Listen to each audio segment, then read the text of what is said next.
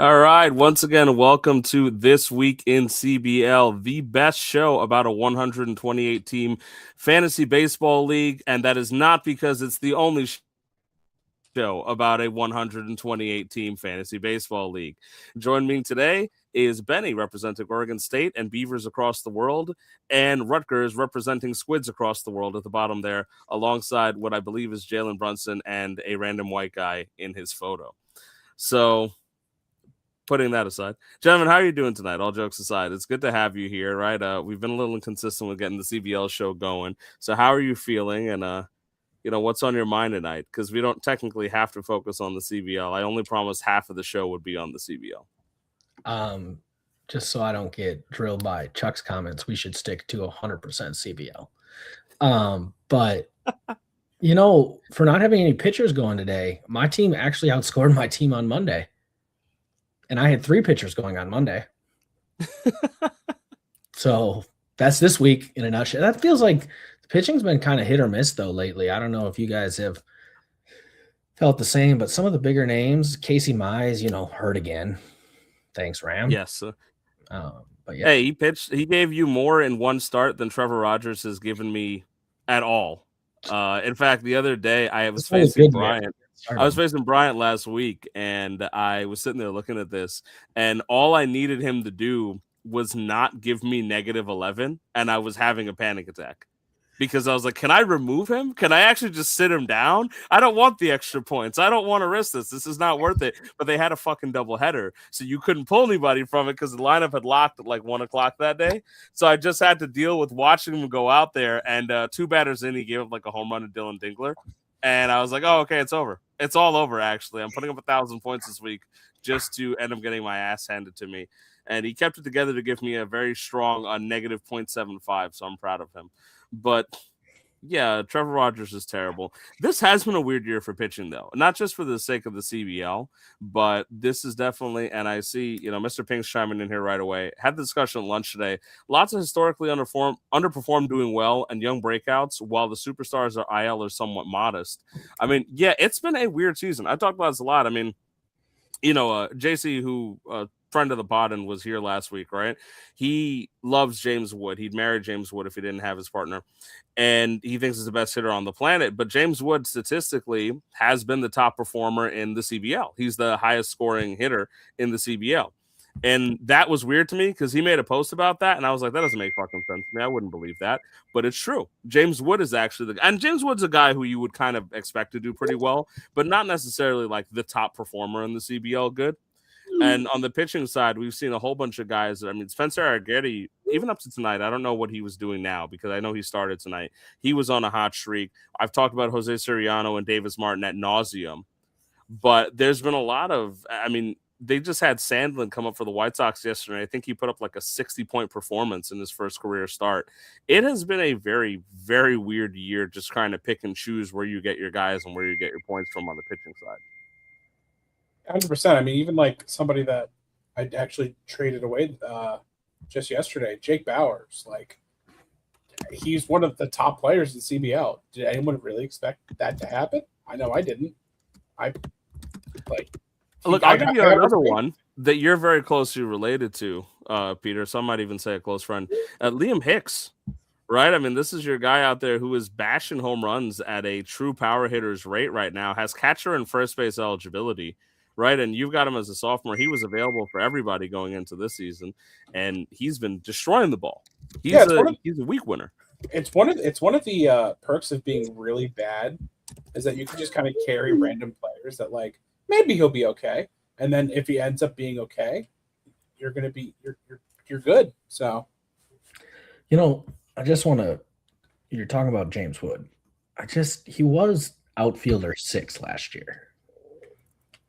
So it's not like completely out of the blue, but he is 100 points ahead of everyone. I did indeed trade him for the good old steady Brian Reynolds and Robbie Ray, who has given me -130 points since I got him.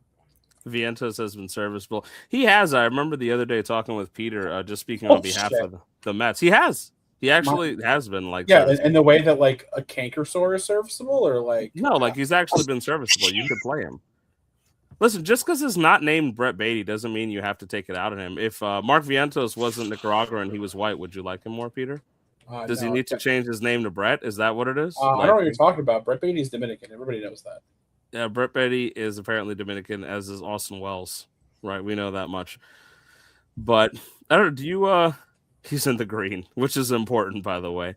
By the way, I'm going to post the link, Mr. Pink, if you want to join and talk with us, because we are going to bullshit a little bit. I'll try to keep it on CBL so Benny doesn't get scared of Chuck again. If you want to join us, you can come in and join and talk to us. We're more than happy to have you. I think going to talk about the league average and the rankings. Like he just wants to be the general poller.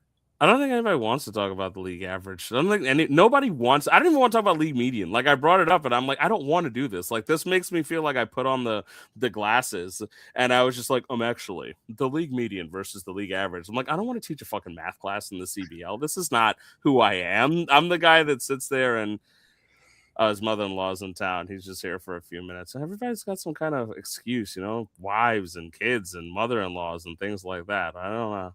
I question the dedication to the league, really.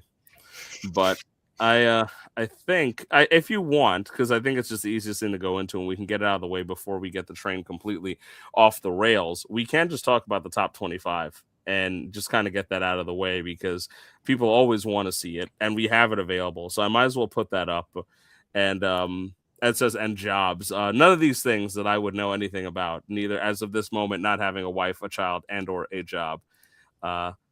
I'm on all damn day for the law. Well, we do the CBL thing at night, buddy. We can't do it during the day. So sorry about that. Tough shit. But let's go to the top 25 since I have you guys here at least for a few minutes, and let's get to talk about that. Let's see if I can switch over to one of the little media layouts that look nice. Let's get this on the stage. Yeah, there we go. Okay, so top 25 is up here.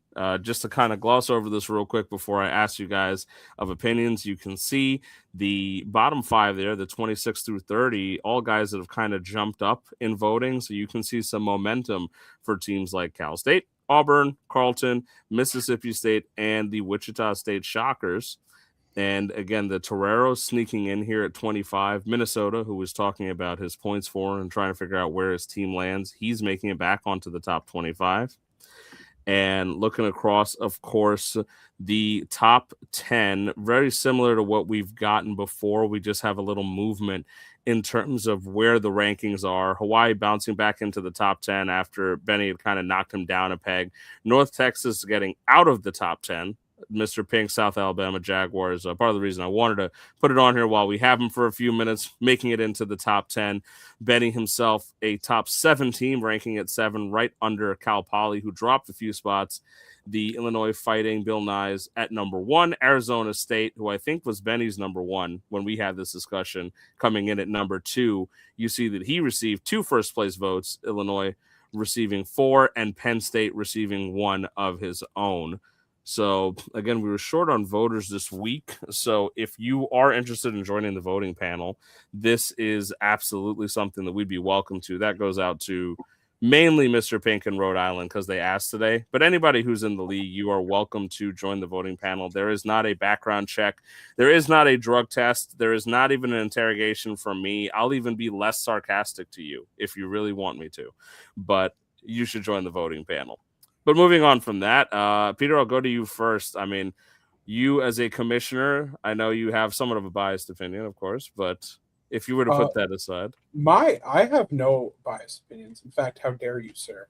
If anything, I think last week's vote was a little bit better because Rutgers was on there by mistake, but, we take those wins.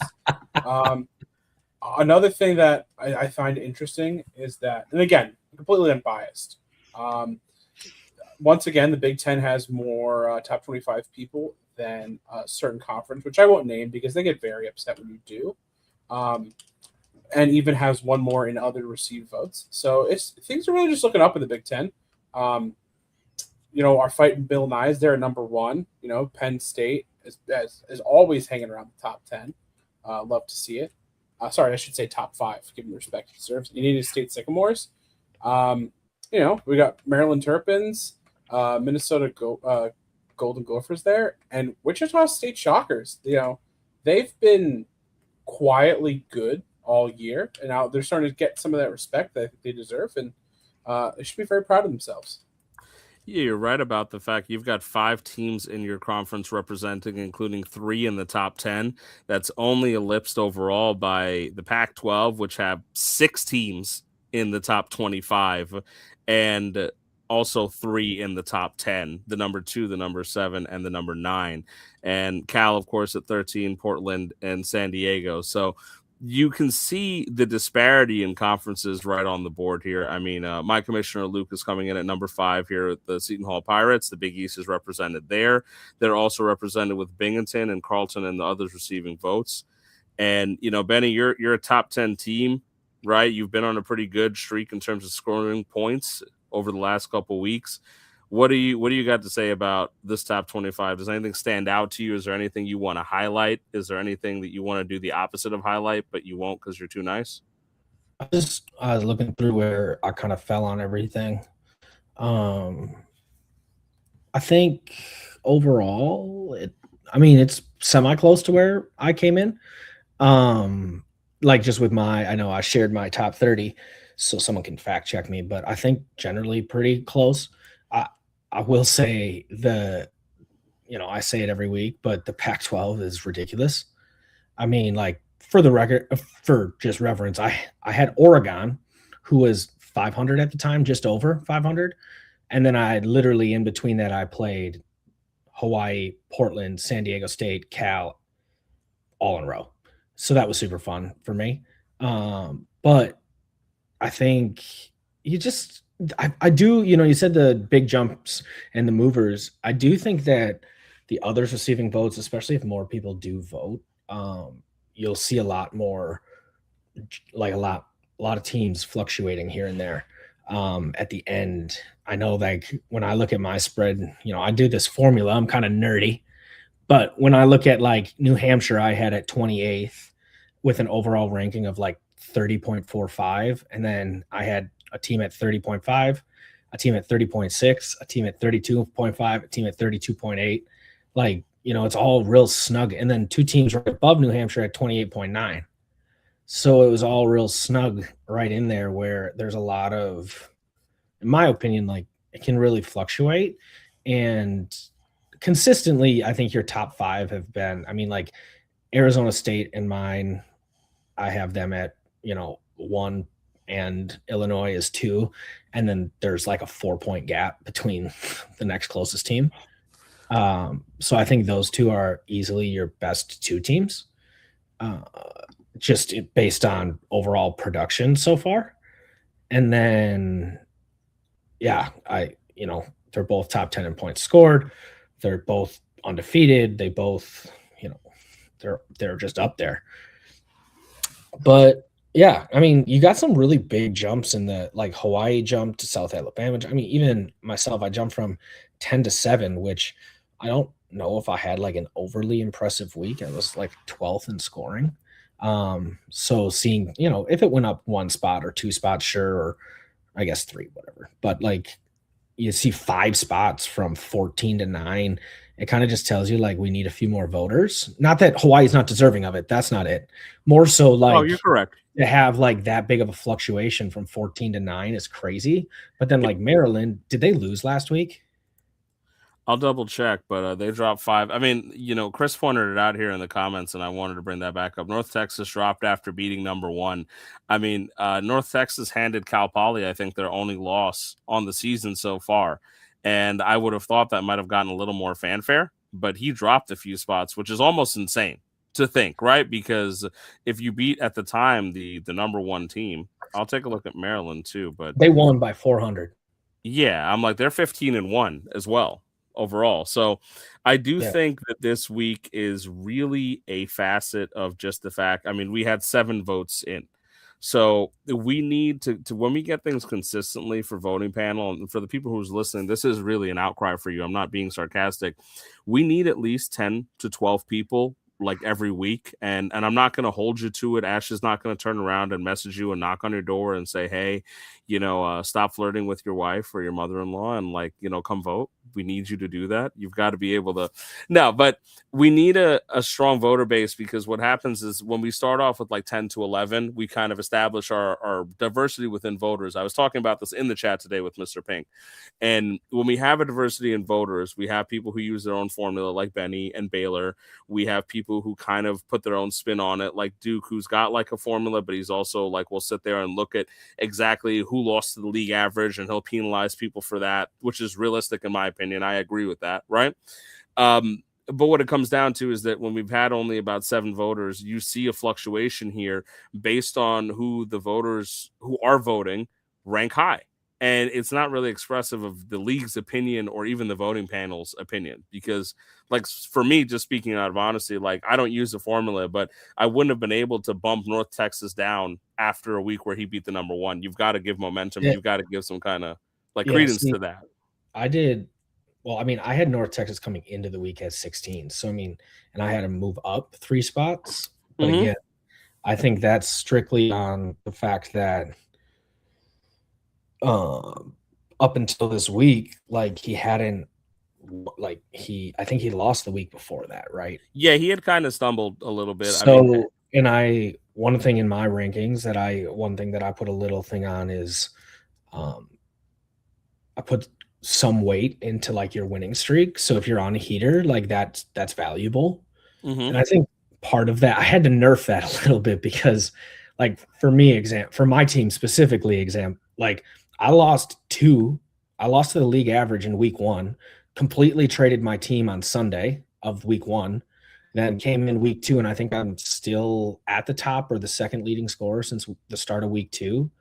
But like I've lost 1 game since then. And it was by like 100 or like 70 points or something like that. So I'm like on a winning streak, but it bumps me up. So I was like, winning streak maybe matters a little less, because all of a sudden I'm like looking, I'm like, I'm not second ranked team. We gotta nerf this way down, type of thing. But I think there is a momentum thing, just like in real rankings, like it's the reality of it. These are real rankings. I do want to ask you, since we're on the topic of that too, and I was having this discussion with Mr. Pink today, and I just think it's a curious one. The top scorer in the entirety of the CBL is the Illinois State Redbirds, right? And the Redbirds were early on like a consensus number 1. Right now, out of the 7 people who voted, of whom I'm not going to name because it doesn't make any sense to do so, but we've talked a little about it. None of those people gave Illinois State the top vote. None of them ranked him number 1, right? And going into the year, we had a similar situation where not everybody was necessarily ranking Illinois State number 1. However, again, Illinois State has the most points scored in the league, right? Yeah. And so isn't there an argument to say that people might be overthinking this a little bit, in the sense of like, this guy's got the most points in the league by about 400 to 500. Have 2 losses. Right, but realistically, he's also in a really good conference. Yeah, I was going to say, like, I agree with you. I think like, so I have him at 3, like, and between him and Seton Hall at 3. But I also like in my specific rankings, like I take conference record into effect, like, so that matters. So he's penalized in my rankings against number 1 and number 2, who are undefeated in their conference. And I mean, like Arizona State, and he's my friend, so, but also like him. But like, I'm not trying to like be a bias here, but like, he's also in a tough conference. Like he's not in both Illinois and Arizona State are also in very good conferences. So while yes, you could say that they're also undefeated in the Big Ten and the Pac-12. Yeah, but see, just to be devil's advocate here, right? Arizona State has 17,700 points, right? And Illinois State has 20,100. So that's a difference of over 2,000. Yeah, so that's not. But you got half, right? Because of the league average thing, right? That's a difference of over 1,000 points. Maybe that's over not points scored though. That's like that's. No, it is. Fantrax calculation. Go to season stats. That's actual point score. Yeah, all you have to do is cut it in half.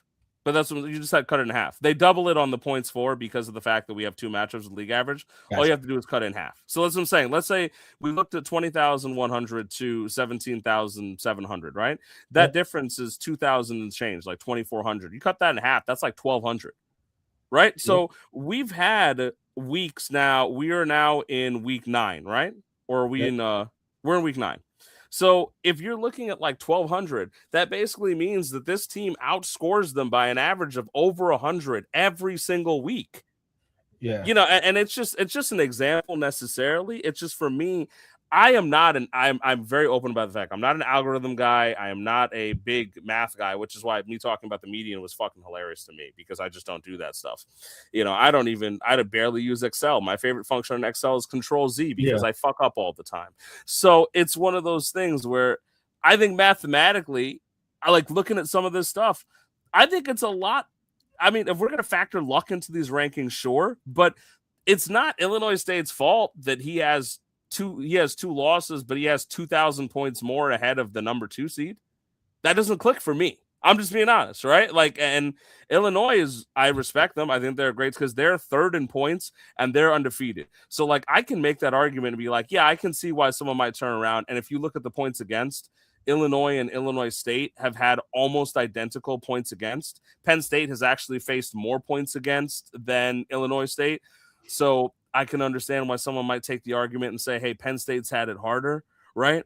So, but I feel like some of this stuff gets a little bit lost in the shuffle here, because look, I don't want to go out of my way to compliment Penn State, because he's been downvoting all of my Go Knicks posts, so fuck him.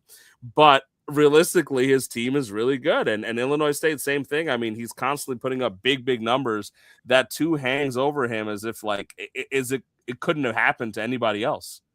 What I will say, and not that I think they should be emulated, because they do kind of suck, but like if you look at like the college football rankings, like they would Indiana would absolutely be penalized for being a 2-loss team unless they're in the SEC.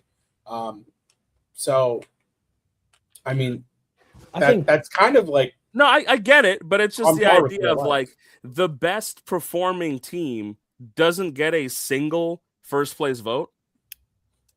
Like, if this is fantasy baseball, right? We're not playing actual defense out there. Like, I'm not going out there like, because in sport, like in college football, college baseball or something, the defense is one half of the game. So if you're scoring 9 but you're giving up 10, it's on you, right? It's not a luck thing. You're getting your ass beat, right? But here, you can only control what your team puts together, and even then, barely so. But so if your job is just to put out a team that scores points every week, and your team is scoring the most points consistently from the beginning of the year and then some, and most weeks you're pretty much putting up like 3rd or 4th or something like that. And shouldn't that warrant at least like one first place vote?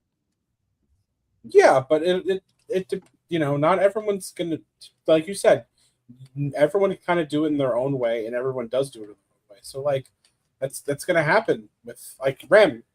Did you vote this week? I know you're a voter. No, I didn't get to. That's why I'm asking about it, because like I didn't get to vote. I actually have him number 1, because for me it's a matter of like I talk about this a lot. I don't want to penalize people for luck in that case. Like, so he ran into somebody who was having the greatest time of their life, right? I mean, that's not necessarily his fault. He would, if he played the same schedule as Arizona State or even Illinois in certain cases, he could also be undefeated. So should I penalize him because he got a little unlucky? He didn't do anything wrong. His team scored. So for me, like, I've always been like one of those guys that kind of fades to the most points scored is towards my number 1 seed. It was easy last year because DBU was like thrashing everybody in points, and there was really no discussion about the number 1 seed, right? But now, I mean, and I understand the idea of, I believe in momentum in this stuff, right? And I do think it's fun to talk about, and it's fun to debate it. That's why I bring it up, right? It's not that I think I'm right and I think everyone else is wrong. I'm just saying, for the sake of discussion, I would have put him number 1 because I don't necessarily think it's his fault, right? I mean, we just saw Cal Poly was rocked at number 1 for a bit, and he just took 1 loss. He didn't lose the league average, but he's down to 6 now. I get it. The voters vote that way, and it doesn't shock me, right? But that could have happened to just about anybody. They just didn't have to run into North Texas's great week, right? So it's just like kind of one of those where sometimes I feel like if there's grace to be given, the grace has to be given to somebody who is scoring the most points, and he's scoring the most points, and he has been. Right. And he also has won, I think, 4 weeks in a row where he has gone 2-0 in each of those weeks. And so, I mean, like, the momentum is there too, right? Not to be like down about it. I'm not saying Arizona State and Illinois aren't deserving, right? I mean, I respect the fact that Illinois State has not lost because Illinois Fighting Illini or Illini or Bill Nyes haven't lost because they can only play who's in front of them. So I respect it. I can understand someone giving them the one, and Arizona State in a similar place. I mean, they're not in the easy conference either. Benny is correct. They're 16-0, and they're I think maybe 8th in points. I think they're 8th or 9th in points. Right, so they're doing a good job. I think they were 7th at the start of the week, is what I had them at. But I don't know where they ended up. Like where? Yeah, it's somewhere right about there now. I mean, obviously, some of these numbers are skewed a little bit because we've gotten into this week, So, and I don't have the data from Sunday night, but even Duke. I mean, Duke's a top 10 team in terms of scoring points. They're over at 14. And here's another thing too. Peter, you talked about the fact that these rankings kind of reflect real life in a way, right? Then. Here's the argument then too. Shouldn't North Colorado Bears get a little bit more credence too because they snuck in and won last year? And here they are sitting at number 15. But if you go ahead and you look over at the standings, I do believe they're in a position where they haven't lost this year either. So they're 16-0, and they're the only ones to have won this league, right?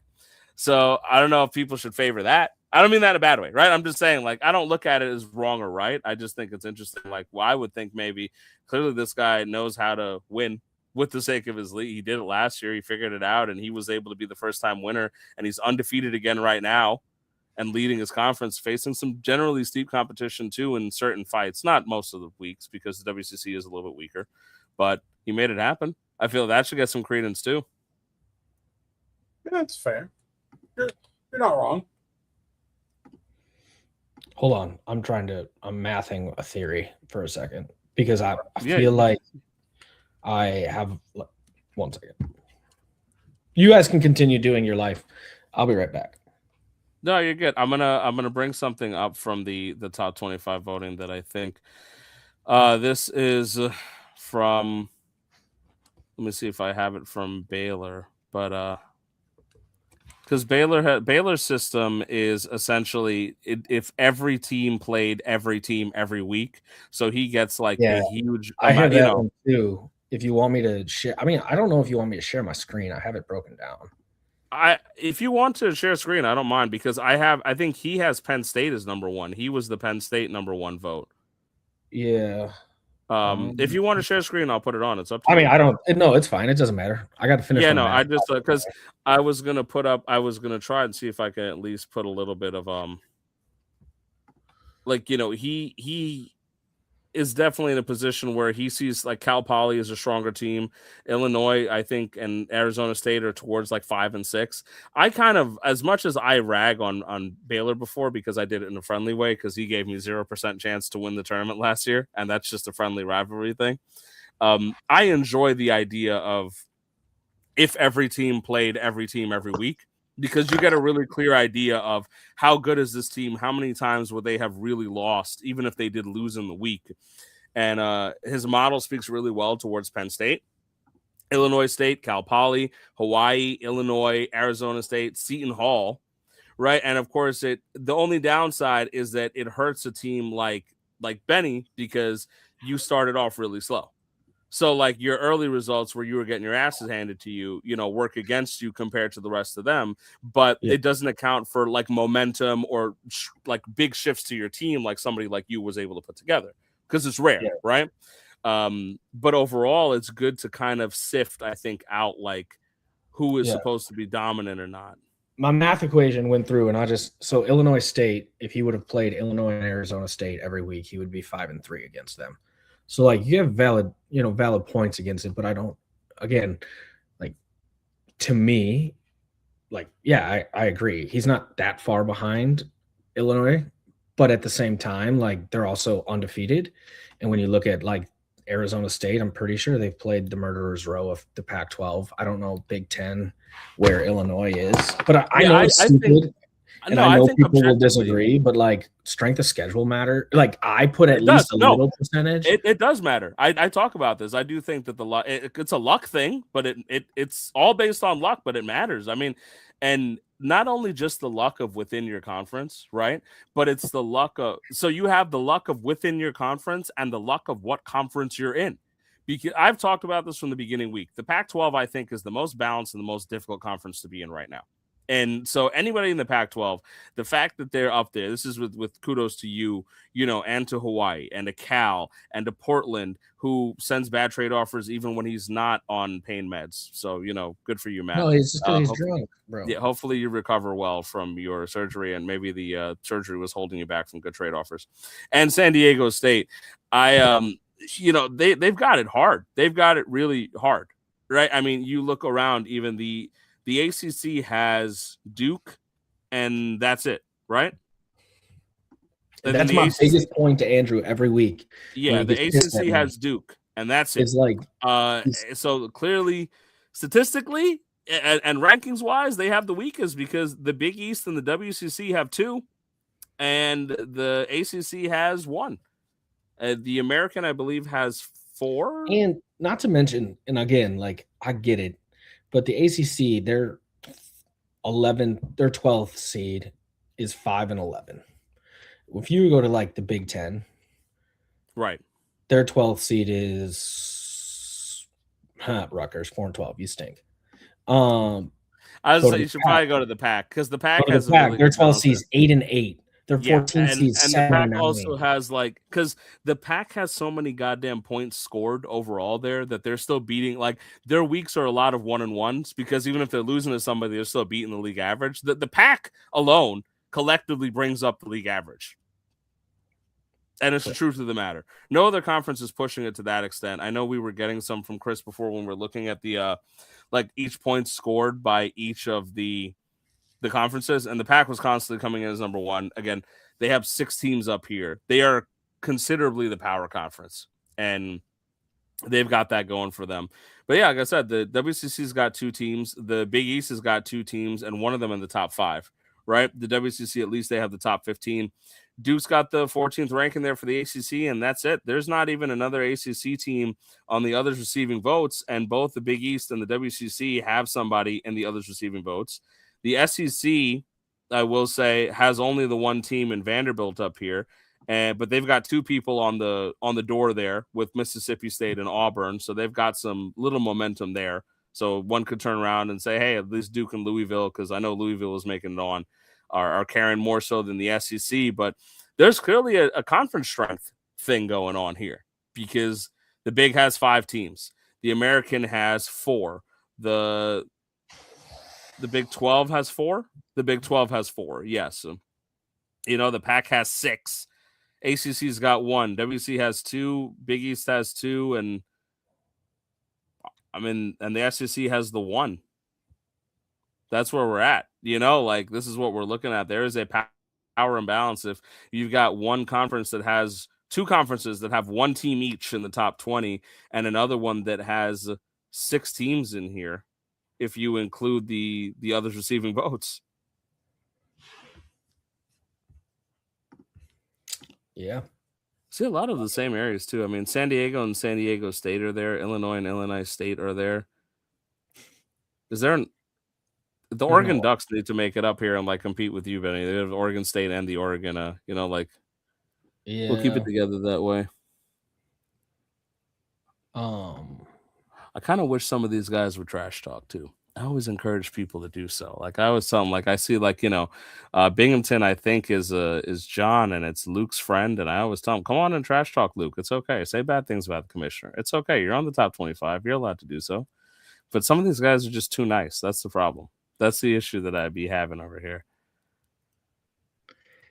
Ed wants to see your spreadsheet, by the way. It sounds like flirting, but he really just wants to see your spreadsheet. Oh, it's Ed. It's definitely flirting. Yeah. Ed's a bit of a flirt. I don't know if people know that. How do I do this? What do you want to do? Share your screen? I don't know. Do you want to see my spreadsheet? If you'd like to just put your spreadsheet up and walk us through it so it makes sense to the layman like me who can't add 1 + 1, yeah. If you share a screen, I'll put it up for you. You just have to offer to share your screen. Yep. All right, there we go. You ready to go? Yeah. Now it's on my screen. All right. So why don't you walk us through a little bit here? Because I see some stuff on here. I see eye test as well, which is an interesting one. Yeah, that's just my little way of auto-correcting a few rankings that I think like need to be like I would personally adjust. I look at like injuries, I look at some of those things, and kind of like you can see I put Seton Hall up. I actually moved Illinois State down. But I know Seton Hall, has the Garrett Crochet injury. I kind of just look through that stuff. But I really put a lot of weight. I mean, you can see, hold on, where is my, here you go. You can see like how I weight things. I put a lot of weight into points scored, and then I kind of just like divvy out the rest of the points around it. But I do the same thing as Baylor, where you can sort, where I have my all play record, Penn State, Illinois State, Cal Poly, Hawaii. But then like, obviously I have strength of schedule, and into this goes your points against, but then I also account for your wins. Like if you have a bad loss, I also like in my formula on a different sheet, I also, calculate that into there. And then it kind of spits out. So like Hawaii doesn't have a bad loss, really. They've lost to the number 1 and the number 7 team, and I forgot who else they lost to. But you can kind of see around where, conference record rank, winning streak, all that good stuff. And that's what kind of brings me to the, overall ranking. And you can see though, like when I sit and I talk to Andrew, like when he's talking about being 15th, it's like, yeah, but you're really, you could easily be 17th. You could also easily be 12th, because there's really not that big of a spread in overall points. And for him, like when he bitches and moans, because that's what he's good at, like he's 74th overall strength of schedule, but he's not top 10 in any category. So how is he going to ever be a top 10 ranked team? And like, again, this is just my way of doing it, but he has a bad loss to Miami, and then he's got another loss to Louisville. But again, like he's not ranked top 10 in anything. Whereas Delaware, Chuck's on a, winning streak, and he's, I think he's only got 2. What's he got? 1 loss, I think. Whatever it shakes out. Yeah. But I mean, you can even see right there, just looking at that, right? He's 7 spots below Duke in terms of scoring points. Yeah. You could easily assess that to the fact that he's just had more luck than Duke has had. Correct. Right. Yeah. I mean, so that's what there's also some tough, like the difficulty in these kind of things is that, and I appreciate that you sharing this, by the way. I think it's really cool for anyone who likes Excel. Like if Luke was here and not with his hot girlfriend, he would be really appreciating this right now because he loves spreadsheets. But when I go to auto adjust, I have Duke ranked higher than Delaware because, again, luck. I mean, you're right. There is that luck ranking part of it.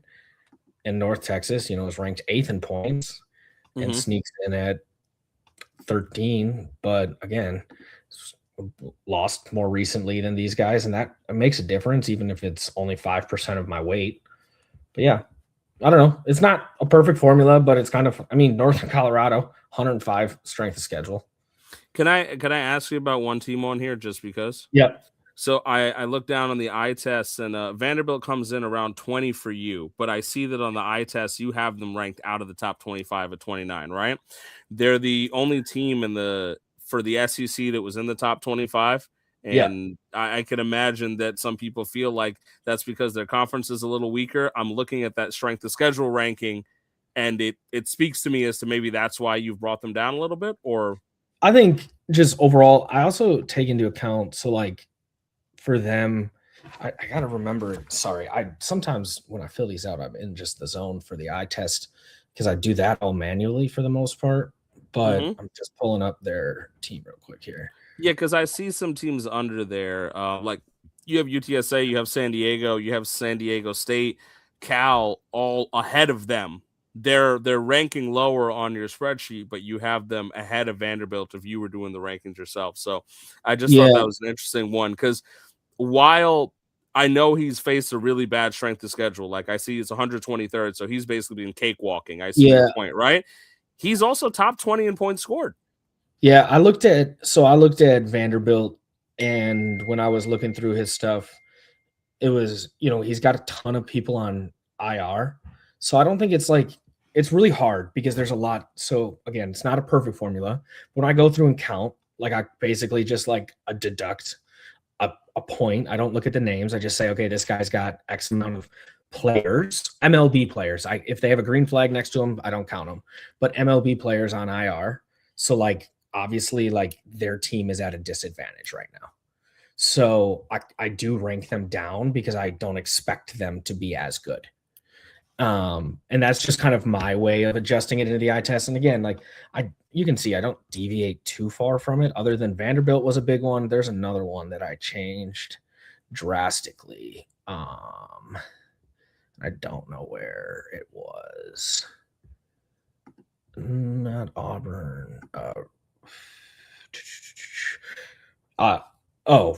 Colorado. Like I think his team, he doesn't have as many players hurt.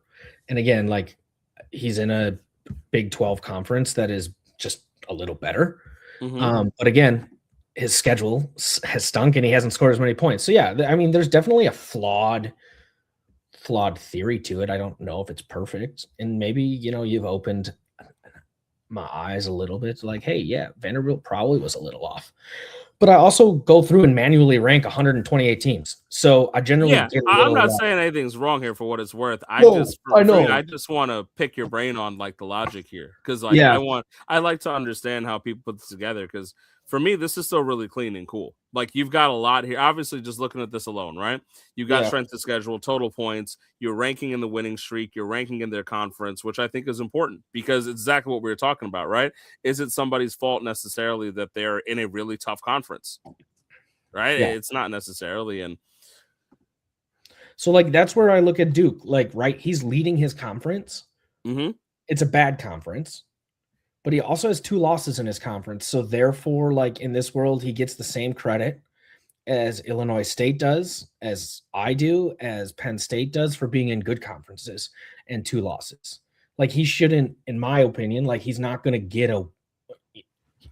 like Northern Colorado has a 1, but that's also because they're undefeated. Like if they go to a loss, that adjusts it. Yeah.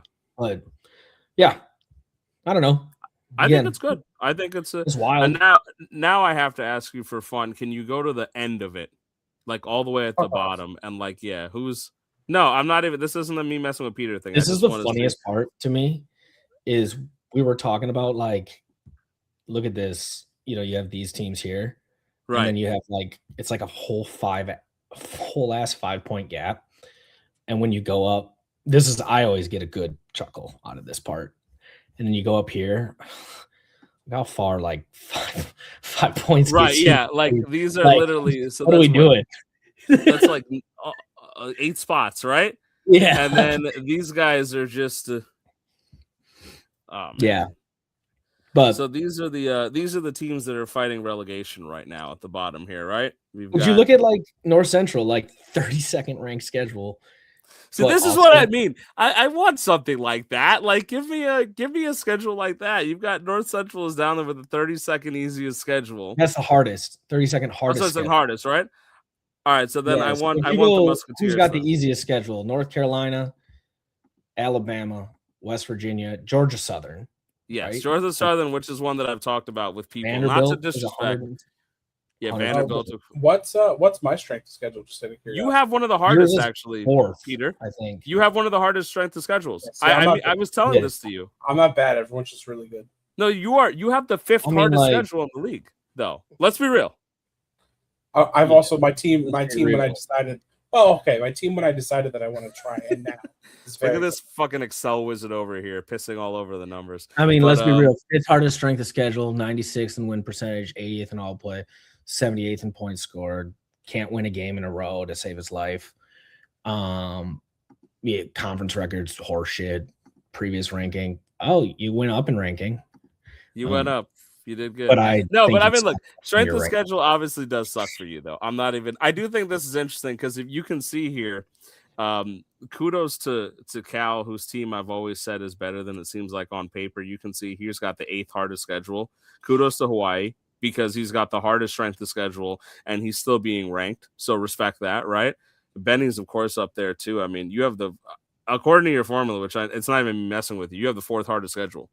And you're a top 10 team, which is pretty impressive, right? I mean, And going down a little bit, I mean, Ed is a newcomer there at the Indiana Hoosiers. Ed, you have had the 14th hardest schedule so far in strength of schedule.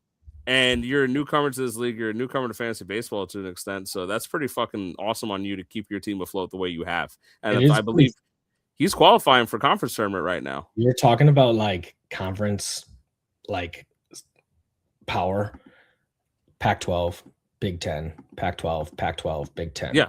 12, Big 10, Pac-12, Pac-12. I don't know where Gonzaga is. Pac-12, Pac-12, Big 10, 10. That's how it works. That's exactly what I mean. I get it, right? Like they are, but it shows. Also, one that I want to point out there too, the Bryant Bulldogs right there from the Big East. You can see that. So in like 23rd highest schedule, you can see that they're 56th in points. They should not be. They're obviously having it kind of rough.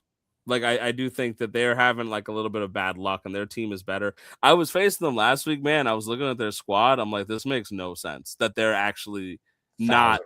Yeah, their squad is stacked. I look at it and I like every time I like just am clicking through. I'm like, what? Why? How? Huh? Like, he can't even do it. Like, he can't mess it up. He can't do anything different, right? Like he sends out the stars every week, and it's great. And it's just like, oh, this guy sucks this week. Got it. And then he'll have a great performance, and he'll get countered out by 2 bad, and you're like, oh, well, that's stupid too. And there's me down there. I'm right in the middle of everything. 43rd strength of schedule, 47th in points. So top 50 in points, and on the like middle-ish end on. Yeah, you got schedule. Solid 40s around the board, my guy. I'll take that. But I'll take that for now, because if I'm not dropping out of like this top 50 area, there's time for me to make a run when my guys come back. So that means I have to keep trading for people and make the 8 seed. Got to make it happen. I've already told Peter that God forbid that the conference rankings stay the same and I have to face Luke in the beginning of the conference tournament as like an 8-1 thing. That's going to be just fun for the sake of dragging him on the pod and making him try to wrestling promo me. Yeah. Are you a wrestling guy, Benny? Not really, no. Ever? No? No. If I asked you to cut a promo, would you be able to do that? Like, not now, but I'm saying if I gave you time, would you be able to trash talk somebody? Sure. All right, good. That's good to know.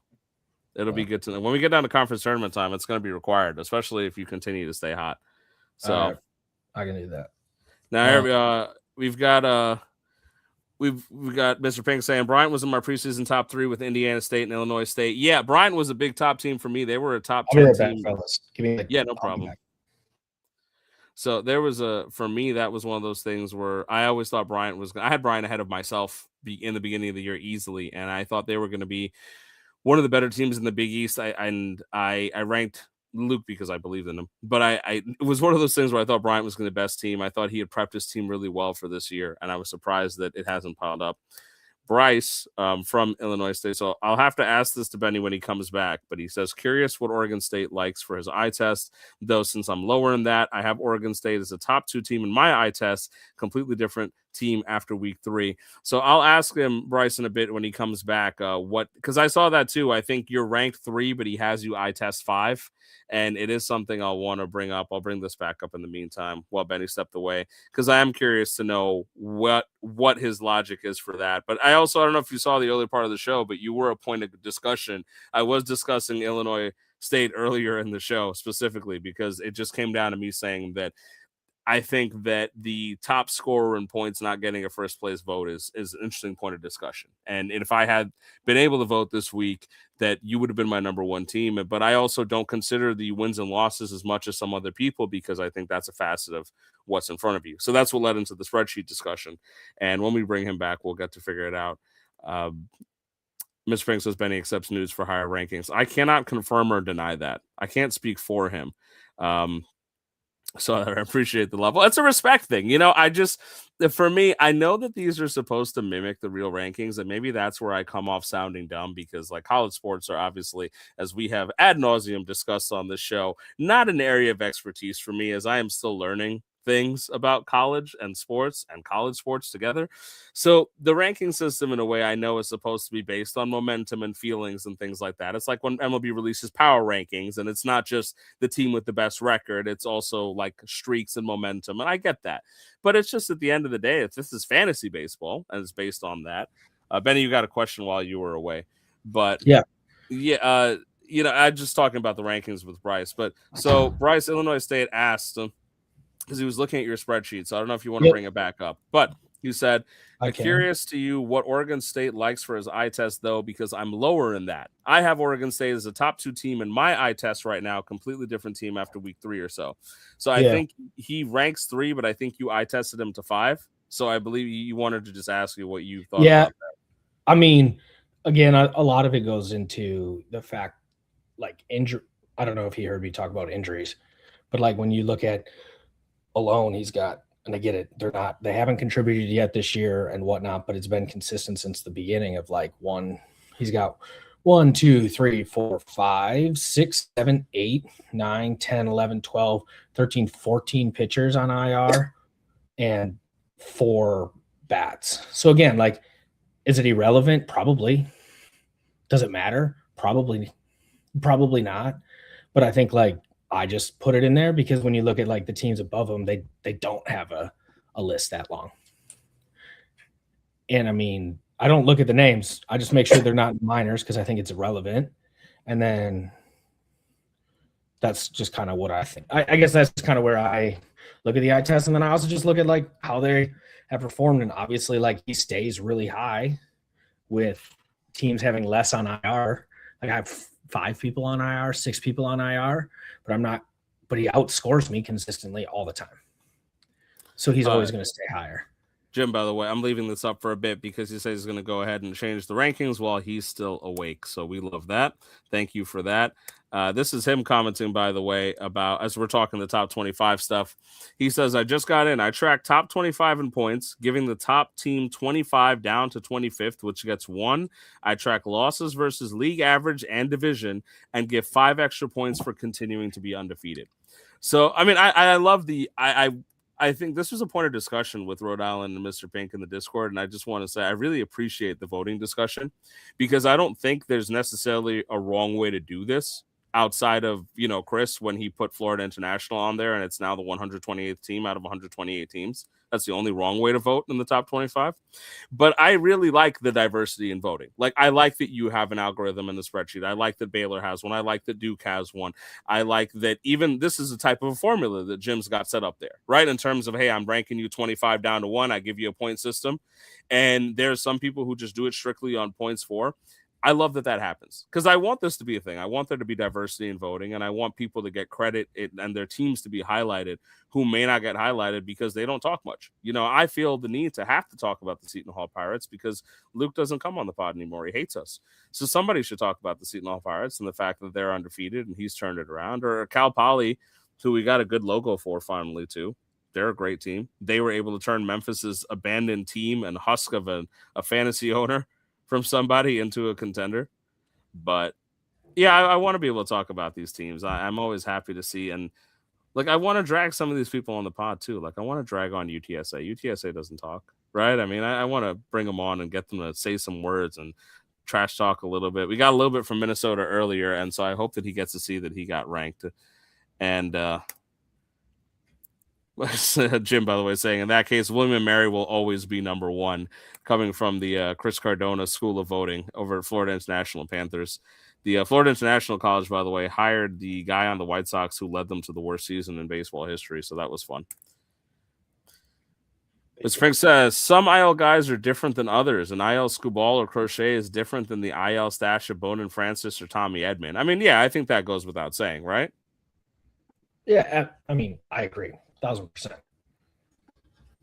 I mean, correct. I don't think IL stashing. I'm not I guess I'm not disagreeing with that. I kind of said it was semi-flawed, but it's just one thing for me that I use of like, because all of a sudden, like Illinois State, those guys are going to come back and his, the eye test number is going to go up. It's not the only thing I put into it. Like, I also just look at overall, right? Like, I think he's the best team that isn't like the best non-undefeated team, especially if you take out like not counting North Colorado. Because I mean, when you look at when I have them ranked as their all play record, like I don't think they fall. I think they're like middle of the pack. Yeah, they're 20th or 19th, right? So it means I think they would have lost a fair amount of games against the top teams. Mm-hmm. But again, like I put into the fact if they're close, I put into the fact like, Illinois State's 5-3 against the top two teams. But again, he's a good he team. himself is saying, by the way, he wouldn't have ranked himself number one. So reading it out here, Bryce says, for what it's worth, I wouldn't have put myself number one. Big thing come tourney time is consistent high point totals, which wins can help represent. Losses potentially indicate volatility, where postseason needs consistency. See, I agree with that, except for being the number one point scorer. For me, I think the idea is that if you're the number one point scorer after 8 or 9 weeks, you have reduced some volatility. Because even if you have better weeks than others, it means that you are consistently like really putting out good numbers. Big scoring volatility teams relying on pitching can be great to pop a big upset. That can also get you killed. You want a squad without a ton of variance. It's always in a position to win. Absolutely correct. That's not like the thing that we talk about in this league. I joked a lot about it being a pitching dominant league, which is hilarious because Ash hates pitching in fantasy. But if you stack yourself up with aces, you give yourself a good shot. Yes, but it's shown that there's a lot of teams this year that are winning with guys that might seem a little bit piecemeal together. And I respect that as viable. I mean, Ed was talking about that with his own team, that he's just throwing names out there and he's making it work. And sometimes it works exactly that way. I mean, I'm going to see if I can get to share a screen here. I'm going to look at some of these guys' teams. Look at my team. It's not like super great. Like the pitching is good, but like I was also relying on McGreevy and Clay Holmes and what's his name? Joey Cantillo and, these other guys for a little while I traded for guys. I mean, let's take a look. So if we look at the undefeated teams, I mean, we have to give respect to the fact. Can you guys see this okay? Should I zoom in a little bit? Do you want me to zoom in a little? Just back to Bryce's point of like the high volatility. Zoom in a little bit. Okay. That's kind of what like one of my things with Duke has been, and I take it into account in pieces of it is like he's beat the league average by 30 points twice, but also led the league in points. So it's a very so it's like you're good. Can you guys hear me or no? Yeah, I can hear you. Can you hear us? Yeah. No, I was just saying like Duke, for example, like beat the league average by twice, like by 30 points twice. And then, has led the league in points a few times. So it's just that really high volatility of like could very easily just lose the league average and a team and go from there. So the 4 undefeated teams remaining with respect to them, Illinois, Arizona State, Seton Hall, and Northern Colorado Bears. So the WCC, the Big East, the Pac-12, and then Illinois is over in, help me here, guys, because I don't college. The Big Ten. So you've got Big Ten, Pac-12, Big East, and WCC. I've got the 4 undefeated teams. Yeah. And then we've got, 5 one-loss teams, Vanderbilt, South Alabama, Indiana State, Cal Poly, and Maryland. And you can see just on here, this isn't organized, but there is a disparity on the screen here, of course, in who's faced what points against. I mean, you can see here, one-loss team, Vanderbilt. That's one of the reasons I asked about it. Under 12,000 points, so they faced about 6,000 points on the regular. And you can see right here, 1,000 more, so even than 500, 600 more points that these guys have faced. Illinois, Arizona State, even Seton Hall, and Maryland. Northern Colorado Bears, this might also come into record as to why some people a little bit less that they face in terms of competition. But Delaware, of course, here also one-loss team. So these are our, I'm sorry, yeah, it's 6. It's 6 one-loss teams. I apologize. I mean, so for example, Vanderbilt, you're talking about a team that has luck on his side. League average sits around 730 to 750. Mm-hmm. And his opponent, I mean, I get it, he's scoring points too, but his opponent is also averaging 750 points a week. So, like, He's literally just have to beat league average. That's it. Yeah, and so you look at his top point scorers here. I mean, he does have some. He has some heavyweight names here. He's got C.J. Abrams. He's got Vlad Guerrero. He's got Julio Rodriguez, Pico Armstrong, and Sal Stewart, who's having an amazing year. Right, no bench because his bench looks to be all on the IL. But Jeffers was hitting really well beforehand, as was Jung Hoo. Well, Jung Hoo Lee was hitting okay, not really great. Jeffers was, and a full minor league squad. Guy who pays attention to his team. We like that. But, yeah, I mean, you can really see. I mean, so Sal Stewart. Let me see if I can just get that up. Yeah, so he is clearly and because this is fully organized. It doesn't separate the arms. Nah, I can't really do that because the arms are down here. So I'd have to go down and see. Mm-hmm. I feel like he's a Reds fan. But he's got a lot of Cincinnati power going over here. Fan. I think his name is Vodomatic. Oh, this is Vodomatic, right? Yeah. I think so, yeah. So Abrams, of course, and Sal Stewart are doing some really heavy lifting. I mean, to put that in perspective, I just want to show some people here as to how good those guys are doing. Let's do players. Let's change that to all. So on the hitting side, this is what we're looking at so far as we're approaching our halfway point on the season. These are your most productive hitters. I mean, I'll tell you right there, I wouldn't have necessarily expected Tarang and Pajes to be guys who were up here amongst the Ohtani and the Jordan Walker is an interesting one right off the bat.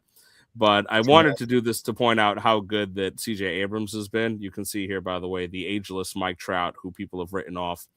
But here's some interesting ones. Written off until he gets hurt. Like, let's be quiet. He's good when he's healthy. He's just going to miss a half the season. Right, but so far he hasn't. True. You know, like, because I'll tell you, this might be on here too. I don't know where he is on the list, but I've had this conversation with people about like Byron Buxton. I'm going to check. He's probably on like the second page. Yeah. He's going to get hurt. I'm just waiting. Everyone says he's going to get hurt, but I mean, he's gotten 200 at bats so far, which is pretty much around what you need from that guy. And he is outdoing a lot of guys. But going back to this, the reason I mentioned that was Abrams, because as you can see, Abrams is right now close to the top 5 player offensively. I sit and look at this and I kind of like get pissed because I trade so much, right? I'm an idiot. But like, I've owned James Wood. I've owned Nick Kurtz, owned Murakami, CJ Abrams, Matt Olson, Schwarber, Jordan Walker, Tarang. Like, I'm just like, I mean, cool. I can go further down. You know, I moved Miguel Vargas. Miguel Vargas is one of the best players in the league, right? Yeah, I mean, he is. You traded him to me, I think, right? Yes, I did. It makes up for the case of my experience. It does. So shut up. Sal Stewart is already here. I mean, this is where you got guys over here 420. I mean, go Reds, but 420 here from Sal Stewart. So these are guys on the first page here in terms of him. And so that's a big deal in terms of the guys carrying your squad. They're outperforming Julio and Vlad by 100 each. And in the case of CJ Abrams, I mean, almost 200 points. Right? Ryan Jeffers was having a great season up to this point. He was really performing. And a lot of it else here, I mean, you wouldn't have necessarily expected Bregman and Devers to be this close to fucking, you know, JJ Bleday. That's another one that I don't even want to talk about. And 98 at bats, by the way. Look at that. That's insane. But Matt McClay, he's got really, he is clearly a Cincy fan. Good for him. He gets to have his team on here and just enjoy them. Marcelo Mayer is hurt and doing nothing.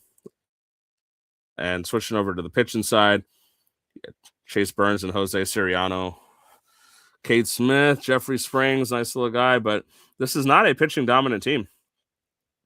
I mean, there are guys on the IL, obviously, as you can see. You've got Hunter Green here. You've got Rhett Lauder here, who was pitching okay, Cole Reagans and Logan Webb, who was expected to do better. But at the end of it, I mean, you're being led by Burns and Soriano. Burns is having an amazing season, and Soriano's having an amazing season. So not the guys you would have expected to carry your team, but they are. I mean, I feel like Chris did a really good job last year, kind of just proving. Well, yeah, we all agree pitching is, you know, the biggest way to get huge points in this league, but it's also a good way to be a great team. Yeah, you can be a great team and just have good hitting. That's allowed. I mean, Illinois, like, go to the – thank you. Like, look at Illinois. Yeah, that's what I was going to. I'm like, let's go to. So, we look at the top teams in hitting here. Illinois is doing it with the bats.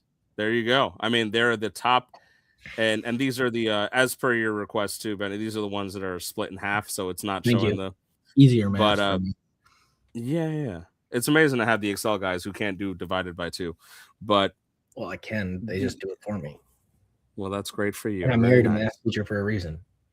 That's good for you. Very nice. Showing off your marriage and math skills and all that. Anyway, I don't have them. Fuck. So you can see here there's 4 teams that are over 5,000 in hitting points right now. That's North Texas, Indiana State, the Illinois State Redbirds, and Illinois Fighting Illini or something of that nature. And you can see very quickly right over here, this is not necessarily the most dominant pitching team. Just to switch over and show you, Penn State has the most dominant pitching side. Duke has over 5,000. That's pretty much all from Jacob Mizorowski, so don't be impressed. Benny over here with the third most, right, in pitching. And there you go. So Bryce having such a balance right here because he's number 4 in pitching. And on the hitting side, if you go back, he's up at the top of the hitting. Did I just, he's number 2, right? Yeah, yep. So 2 and 4. Yep. Yeah, 2 and 4, which I mean, it speaks to the fact it's number 1 team, so it's not surprising. But 1 second, let me just fix this. I was going to say something for. Bryce, I was just talking about this with someone who when they were talking about the Matt Gore and Jesus Luzardo trades, like the great hitting definitely gives you the floor. And I think you need like 1 or 2 aces you can count on in the playoffs to like win just to get you 50, 60 points.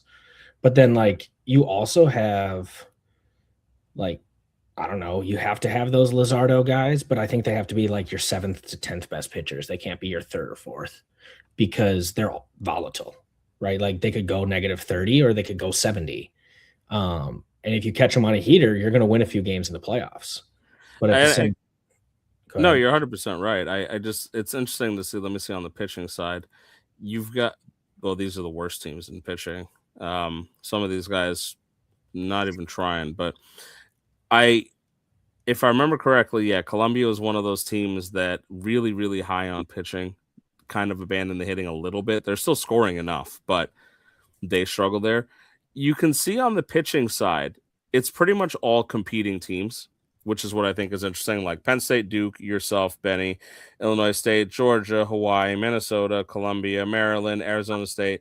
So all of these guys down to Portland and even further, right, Chris? Portland State, Cal Poly, North Texas, top 20 Pirates, the Bearcats, Vanderbilt, North Villanova would be the first one that's like up there that's in the 50s, right? Right. That's not like really competing or pushing. This is why I talk about like a pitching dominant league. Like I think they were 8-0 at one point. Mm-hmm. The guys who have the most pitching are the ones who are pushing for it. You can see the rankings based on where they wins and losses, but these are all competing and big pushing teams. And outside of Villanova, 38, 31, 23, like these are Fantrax rankings, but these are all competing teams down to like, Rice and things like that. And I think Rice is still pushing anyway. So you have all that, but on the hitting side, you have some guys that put together some decent teams that have nothing on the pitching side, just to show you all for reference's sake. And there we go. So Illinois being number 1, Illinois State 2, Indiana State, North Texas, Cal Poly. Yeah, these are all competing teams too. Wayne State Warriors has almost 5,000 points from their hitting, but they have less than 2,000 on their pitching side. I almost want to take a look at this team just because now. Yeah, we love Wayne State. He's the Wayne State Gentleman of the Year award. The Wayne State Gentleman of the Year award named after Jack T from Wayne State. I'm pulling this up slowly because my computer might be just giving up on life now. Oh, there we go. Man. Patience, bro. I got none of that, baby. I got ADHD all day. All right, so the pitching side, not a full side on the minors. So if you're listening out there, Wayne State, take my advice and pick up some guys from the minors, even some bullpen guys. Now, he does have some guys on the IL, but it's Verlander and Scherzer, Quintana. Reese Olson won't be back till next year. I gave mean him this in the something. nicest way, but he might have the most age on the IL. He does also have guys that were negative for the season on the IL, so these might be benefiting him. 43, 41, and 37. The combined age of those three on the IL is impressive. Yeah, this is an older. Let me organize this by points. It looks like he's also not setting a full lineup, in which case, Wayne State, do your thing, man. How are you nearly 5,000 in points here? I think he just benches the players that don't have games. That's fair. That's probably because he does. But this is rough. I mean, you have Gavin Williams, which is, and that's it. Cade Smith, who's saving all of Gavin Williams' wins.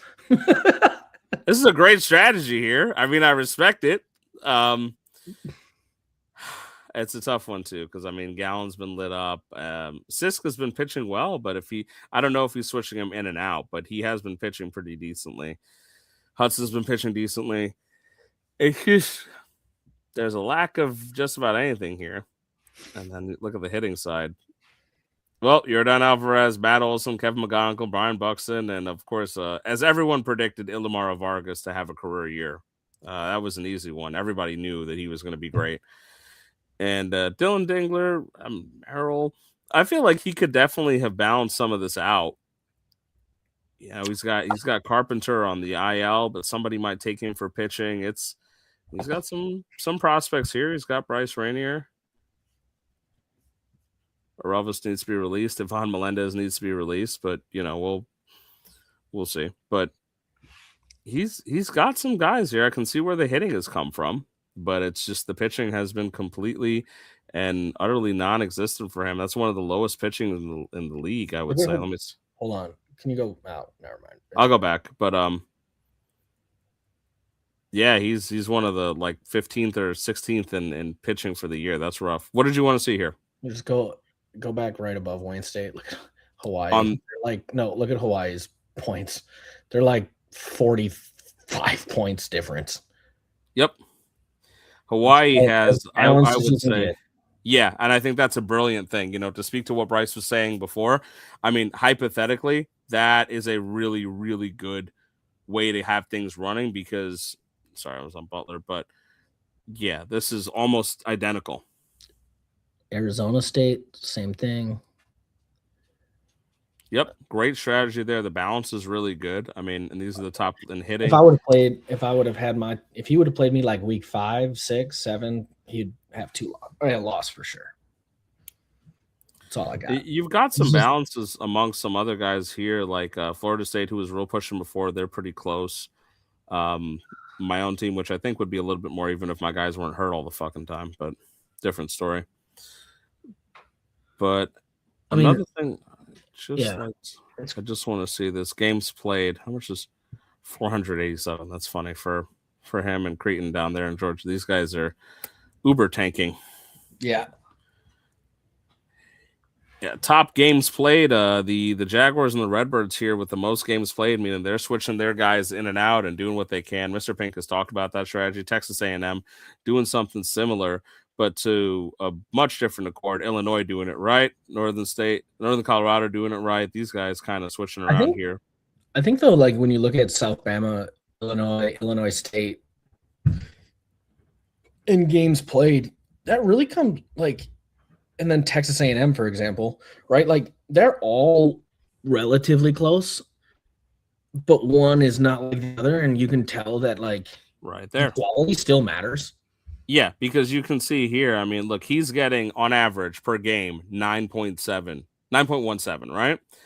6 here. This is a huge gap when you think of over the 1,100 game sample size, right? Bryce has got to have the most, right? It's actually not. It's Penn State. Which means that Penn State's the most efficient, then Illinois, and then Duke, Columbia. Go look at from like just like week 1, just week 1 in general, because the scoring was so wild. Go look at the points per game week 1 and how it's like leveled out. I was just looking at this the other day. Like the hitting was outrageous week 1. I know there was a few extra games. You talking about like this? Like the overall or the points per game? Yeah, the points per game. I mean, like, yeah, this is 13, 12. It's crazy. And I get it all gets leveled out in time and it's a small sample size, but it's so funny. Yeah. You see it like, jeez. Curious about this points per game thing too as well, like on the larger scale again. I'm going to bring that back up. I'll let it load. It's going to take me a second. So we got a lot of the best teams are right up here. Kudos to Columbia, who is not ranked anymore, but 8.66 points per game. It's because that tracks though, because the pitching, like you're going to get less games just generally. Correct. They're more of a pitching based team, which we know. Yeah, this is kind of going to go in hand with the guys who have really good pitching staffs. But if you go to the lower ones, take out the take out the bad, the teams. Everything's on Chris. But like, if you scroll down, like who's the first team not in the hundreds? Just scroll down from where you're at on that ranking. Oh, here? Yeah. Well, let's not count LSU because 98, right? Yeah. But I mean, like the first team that's Rutgers. Rutgers, Texas A&M, but that's like strictly off of hitting. So that makes sense. 1,100 games, 6 points a game, all hitting. Rutgers continues to be. They're just struggling, rough guys. 3,600 from hitting. Mainly Juan Soto. William Mary down here. Mainly Liam Hicks. Mainly Liam Hicks. That's right. I don't see here. And Bryce saying, agreed with that. Need your certified studs. It'll give you 25 to 75 every night. Don't want a bunch of Luzardos and Frambers that are negative 50 to 75. I hate Framber Valdez so much. I can't stand him. I will continue to piss me off always. Do we want to, let's see, it's 10:20. Do we want to wrap this beast up? Do we got anything else? No, this was going to be it. I just wanted to take a look at the standings like I was and just take a bet. Think of, is there any like good trades that went down this week? There might have been, but I didn't want to push you guys on them. Just terrible trades. Just terrible trades. North Colorado made one today. South Florida with Kyle Tucker from Michael Harris and Justin Martinez. Yeah, that Kyle Tucker trade did go on. I think that was interesting. It's a real belief in Michael Harris. So just down through here. Nothing I don't think we needed to discuss. I was going to do the trades, but I don't want to push you guys to it. And I want to talk about the Buttermaker, but the Buttermaker, let me close this out and go back to here. The Buttermaker is not what do you call it? It's not updated right now. So the Buttermaker is still showing zeros on the board, but we can check an update on that next week when it gets uploaded. We'll be able to look at results. So we'll talk about that next week. No, can we talk about the good old St. Mary's here real quick? They made a trade with my great friend Rhode Island for, I believe this is a senior. Oh, by the way, I traded Grisham for Austin Riley. I don't know if anybody is upset or bothered by that. I don't mean that in a bad way. I just legitimately don't know. I mean, Grisham produces to some extent. Austin Riley's having down years. So, I mean, I would take Austin Riley. No, like, can we – so J.R. Ritchie has struggled after his debut. But, like, still a spec. Still, like, a decent piece. This Braden Net, I think, is a decent piece as well. I mean, depending where you look, he's not horrible. Mm-hmm. We moved J.R. Ritchie and Braden Net for a senior Bryce Miller, which feels like a quite expensive pay for I get it's an arm, but it feels expensive. Am I wrong in feeling that way? Rhode Island really likes Bryce Miller. Okay. He's always liked Bryce Miller a lot. This has just come up in our personal discussions because last year I had Bryce Miller and he was trying to get him from me for a while. But do you feel like the Ritchie and the Net is an overpay for Miller, or what are you saying exactly? I feel like to pay those two pieces for a senior arm is very expensive. I don't think so at all. I have to be honest, because I don't think those are expensive pieces. I just don't. I think they're fine prospects, but I've talked about this a lot, and I do talk about it when we talk about trades. Bryce was like, I traded Austin Riley for Grisham, and this was because Bryce had needed an outfielder because I think he made a deal with Rutgers where he sent over Teoscar Hernandez, but and then Teoscar Hernandez got like hurt right off the bat. Yeah, that was really. I think some of these guys have some inside information. That's really cool. They have inside information, Peter. You know, like Benny will trade you guys that will suck or get hurt, and Illinois State did the same thing with you. Sent you to Yoskar knowing ahead of time he was going to get his hamstring hurt. It was terrible. It was really messed up what they did. That's all right. We're just waiting for that. Davis. Says, I'm thinking Rhode Island is hoping to acquire guys to flip for more at the deadline. I don't think he's trying to compete, so acquiring to hold and flip for guys he likes more. In being transparent with you, Bryce, I agree with you because he has sold off guys that he would have needed to compete this year, and I think that he doesn't feel like he's going to push this year. And he looks around at the bottom, like the bottom of the Big East Conference comes down to like Oneonta, myself, Bryant, and him. And 2 are going to make it, 2 aren't. And I think that he's kind of decided he should save the assets for next year when he has more options and get the guys that he likes. And at the same time, finishing 9th in a conference, if you know what you're doing, might be an easy route to the NIT. Chuck proved that last year when he went ahead and acquired at the deadline, even though people thought he was going to sell. And he ran roughshod through the NIT and had a great grand time just taking advantage of guys who weren't setting their lineups. So, you know, there's no harm in just kind of picking the low-hanging fruit and run roughshod through the NIT if he does make that maneuver. I think, like, my counterpoint, though, like, what I'm trying to overall, J.R. Ritchie, literally a week before that, he sent out sophomore Gavin Williams, or was it a junior, Gavin Williams, for J.R. Ritchie and Ethan Salas. Right. So, like, moved to and Anderson Brito. I don't know shit about Anderson Brito. He could be really good. But like you moved off of a sophomore good asset, borderline, I mean ace level arm for a senior and traded 1/3 of your return away plus more. I think he also traded away Salas to Peter, no? Yeah, that I don't know. But again, he did, right? Peter, you got Salas from him, right? I got Salas from somebody. I don't know. All these he might have also just caught Benny disease, you know, where he just wants to trade and it gets him off at night. You don't know what you started, Benny. You know, you've created a lot of Benny clones now, and it's a problem in the league, and this is tough. Well, speaking of trades, I got a trade off during the show. You guys want to talk about it, or is that uncouth? Depending on who it is, because if it'll probably piss them off, and if I don't mind pissing them off, I'll talk about it. But if I don't mind pissing them off. But no, I don't think you want to talk about it openly. You don't seem like the type of guy to openly discuss a trade offer in the middle of what could be 100 people watching. Half the league will watch. So 11. It's 11. It's 11 right now, but by the way, Bryce apologized about Oscar. It shows like 11 to 20 right now, but remember that a lot of the guys, we end up getting like 70 to 90 views every week because the guys end up going to watch it back on replay. It just went up, by the way. Ash probably logged on. But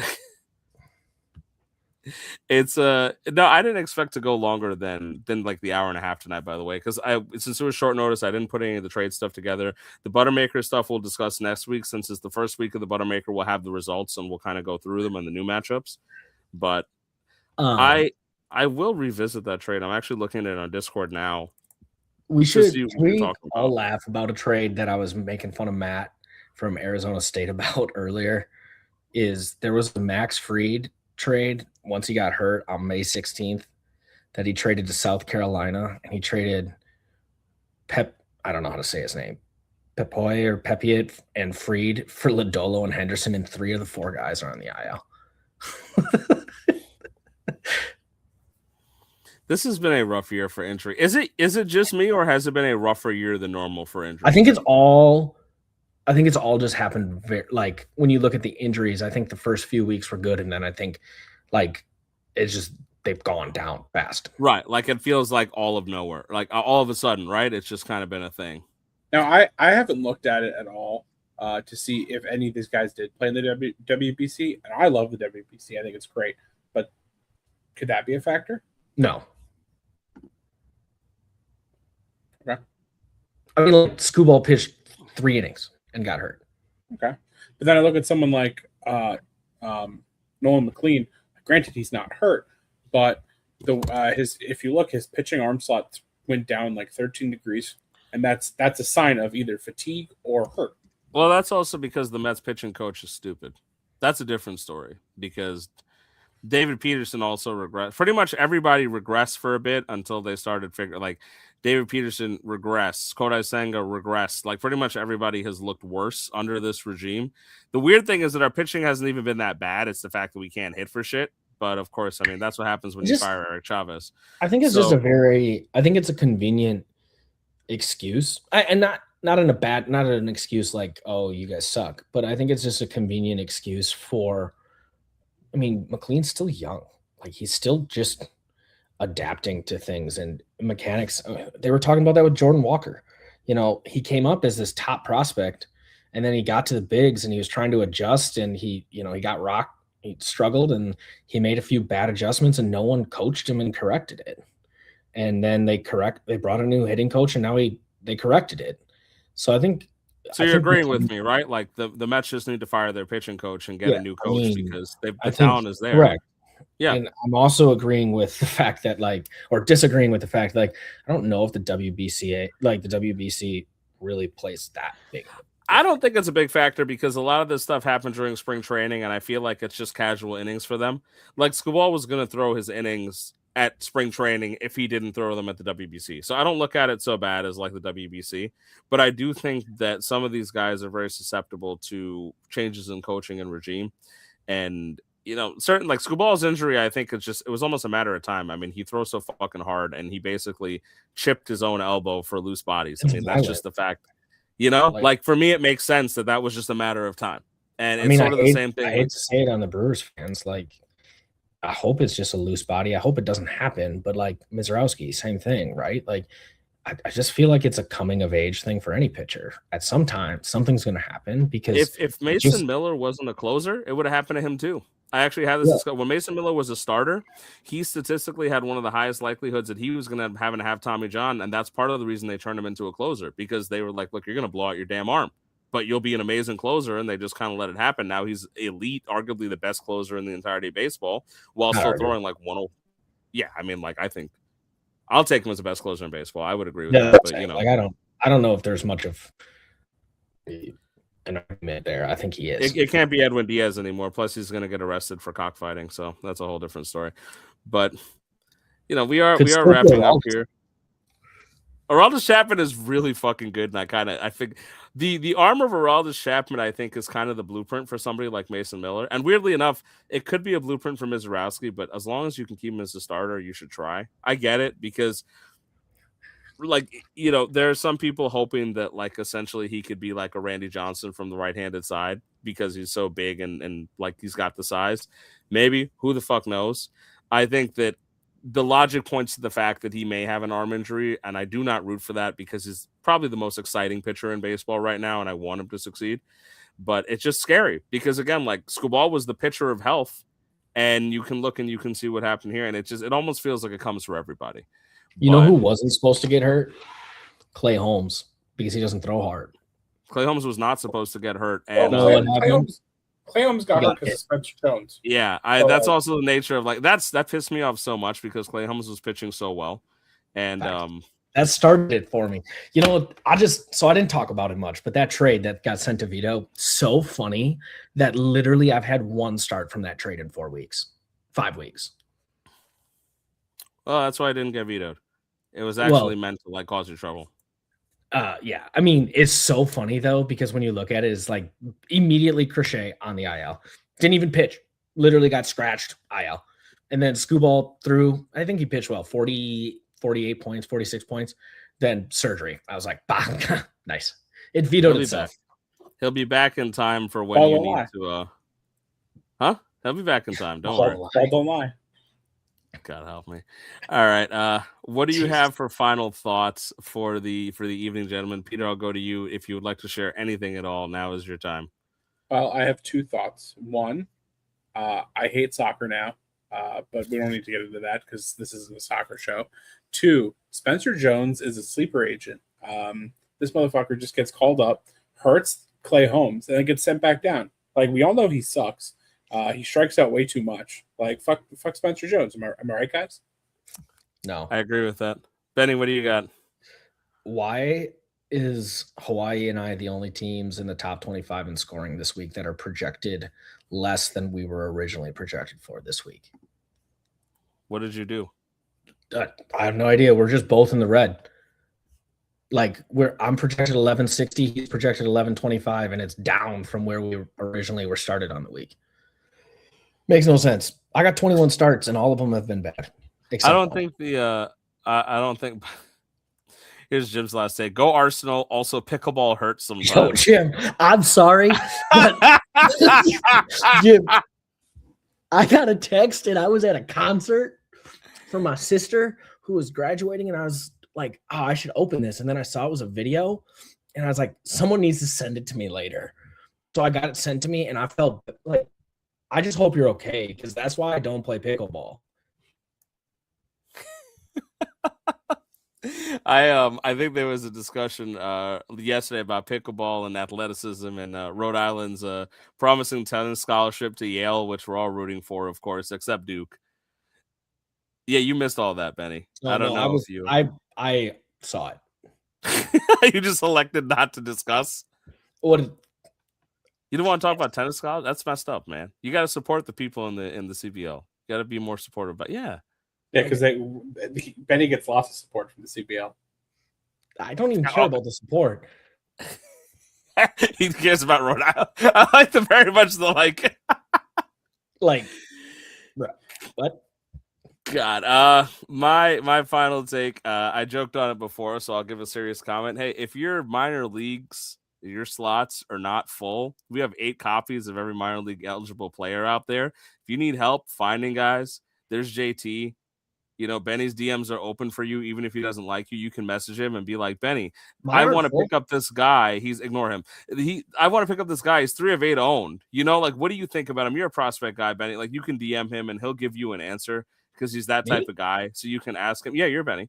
So you can just ask any of these guys. Like, if you need help with the prospects, you can talk about JT and Ash and even me once in a while. You know, you can just want to have the worst farm system in baseball. And just go ahead and fill up your farm system. No, but legitimately, the advice here is to fill up your farm system because you never know when one of these guys is going to hit, and it becomes a thing. Like, I picked up guys like Hartman, or I'll tell you one right now. Walbert Urena, I picked him up for free in the beginning of the season, and he has been useful to me. And I like Walbert Urena. So you never know when one of these guys is going to hit. You might as well fill up your prospect slots while you can. You have 10 acquisitions per week. You can get a lot of them for free. Yeah, you heard it here first, guys. Graham wants you to fill your slots. I disagree. I think you can sit around like 26 to 28 and be just no. Psychologically, if you have a full 30, you're just not going to be willing to accept them in a trade. If I have 26, I'm willing to accept it. Well, I think I disagree with that, but I do think, because there is a lot, and we talked about it the last time I was on the show, people will move guys in and out. So if you're doing that, yeah, you need open spots. But like, I don't know. I think you give yourself maybe a buffer of 2 max, but at the end of it, like you should be 26 to 28. So you're just choosing 28. I'm okay with that. But I looked at Wayne States, and he had like 5 spots open, and I'm like, you know, you can kind of maneuver around that. I think you should add some guys. There's addable guys every week. People, you can just message Benny and ask him who he's going to add. He'll tell you. You know, like, I have too many prospects. Come talk. I have 3 guys, but I also don't keep a full. I generally don't keep a full MLB roster. I try to stick at like 24. But you switch guys in and out too, don't you? I try to. It doesn't work well. I had Hunter Biggie win for -50. Did you like jettison him off your roster? I dropped him mid-inning. Also, because he was going to lose eligibility. Because the way I look at it, though, like you're looking at it like, hey, you're willing, like not willing to necessarily take on a spec or something. I look at it as like, look, I just made a deal with Peter yesterday, right? I gave him a freshman pitcher and a prospect, and my logic was that part of that deal is me adding another prospect in that deal. I gave him a prospect, I added one already, and I'm like, okay, the way I look at that deal is that I got that prospect back in the deal. So I worked it out fine, in my opinion, because I didn't have to pay any fab for him. I knew it was going to be a 0 fab ad, and it was a guy that I wanted to get. I got him for 0 fab. I could tell you. Yeah, Ed is saying if you have 30, you can use specs to push small amounts of value on trade. I agree. I think that's important. I mean, I picked up, I'll be very transparent about it. Who did I pick up? I think Caden Hunter. I think I got Caden Hunter yesterday, who is going to be a guy that people are going to want to pick up in a bit. I can tell you that. And I got him for free. So I look at the deal as I got Caden Hunter back in the deal, and I was able to give Peter proper value. Let me just double check. Yes, I did get Caden Hunter, who's now 5 out of 8 owned, right? And so I look at it as that worked out fine for me. And as soon as I get a chance, I'm going to pick up somebody else. And if he turns into a guy, then I'll move him. So, I mean, that's just the way I operate. Yeah, not going to lie. I just been picking up guys who are in the bigs and have minor eligibility. And when they run out, I drop them. That's also okay. That's because like about Hunter Biggie. I mean, like the reality is prospects are relatively easy to get. I think so. Like if Crochet comes back, like I'm not going to trade Crochet unless I want to. I love trading, but what I'm saying is like if he comes back and he's a true ace, and I just wanted prospects, I could go trade him for prospects. I can tell you there's about 40 teams that could want pitching. We see it every day. Right. And if I didn't want major league pitching in return, I could just go get prospects. I agree with that. So like, I just feel like I can just rotate because if you don't have a top 15 prospect, you're hoping for a lottery ticket. And I agree. There's nothing wrong with that. Like you might get one. Like I picked up Tanner Franklin this year and he's a top 20. Keith Law has him top 25 now. But also, I think it's okay to pick it up. I don't necessarily mean that you need to trade for prospects, but I think you should try to keep somewhere close to full as much as possible because you're missing out on potential value. That's my actual thought. Yeah, I mean, I think I also have the entire Cardinals farm system because even if you probably do one of 8, you probably fucking do. It's okay. For one point, Peter had like everyone in the Mets farm system, and I mean, it worked out to some extent for a bit. He got McLean out of it, so you know. Side note, if anyone wants some of these fucking bum ass Cardinals prospects, no, these random minor leaguers that are like Drew Romo that are about to expire, just hit me up if you want a good catcher who's not really good but good enough, probably better than yours. Probably better than yours. Wow, look at that. That's a way to sign off. All right, Oregon State. All right, we'll see. All right, just speaking on behalf of the Beavers and the Scarlet Knights and the Yukon Furries over here, because Ash isn't here, I've got to represent the Furries. You know, let's close out for the night. As always, thank you guys for listening. The bestdamnsports.com will take you right to our YouTube if you didn't click the link already. We love to have you on. If you want to be on, we'd love to have you on the voting panel. Well, thank you to all you guys sitting around and commenting and listening live. We appreciate you as always, and I look forward to the comments from the Peanut Gallery when Chris from California watches this later on his West Coast schedule and then tells us all we're full of shit. So, one last thing before we sign off. Yes. One last thing. Let's go next! Let's go next! Let's go next! Let's go next! It was religious and necessary. It was like praying to my God. All right, folks. Good night. Take care. We'll see you next week.